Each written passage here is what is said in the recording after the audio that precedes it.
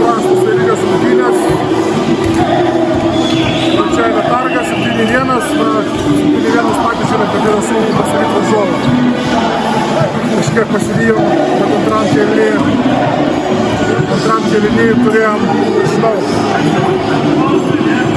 4 kartus, 5 kartus užtęsiant rezultatą, nes to neįvykdom laisvi, taip palatom. Niekas kitas neįmės, kaip sakė. Metam laisvi, neįvykdom, varžovas to naudojasi, pasinaudoja ir laimėjo tas rungtynės. Patys pralaimėjom ir tiesiog nedovanotinos klaidos, kur momentas, kur turi būti įvartis, nėra, nu tokie. Taip, neblogas nuotaikos, ką darysim toliau, nu ką, sportuosim, žiūrėsim, kažko ieškosim, šito žaidimo, to nežinau, kažko. Nes dabar tai tikrai prastai.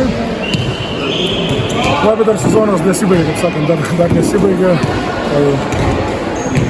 Pakelti kažkaip reikia tą moralę žaidėjų ir tolyn.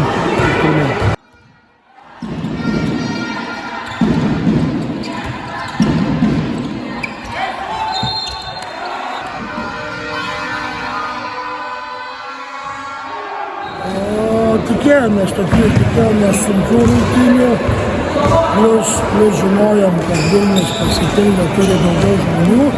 Pas mus ta rotacija nėra labai gili, bet šiandien pavyko įgyvendinti didžiąją dalį susitarimų. Labai tenkino gynybą, praktiškai visų rungtynių metu. Aišku, pradžia buvo įspūdinga, patys mano žaidėjai išsigando spurtą 7-1. Vartininko darbas irgi buvo superinis. Puolime neišvengiam klaidelių, neišvengiam blogų sprendimų, bet čia turbūt nuovargis truputį, 3-4. Aišku, galėjom lengviau pasibaigti, bet esam labai patenkinti pergalę, kuri mums suteikė 4 taškus, 2 Lietuvos čempionate, 2 Baltijos.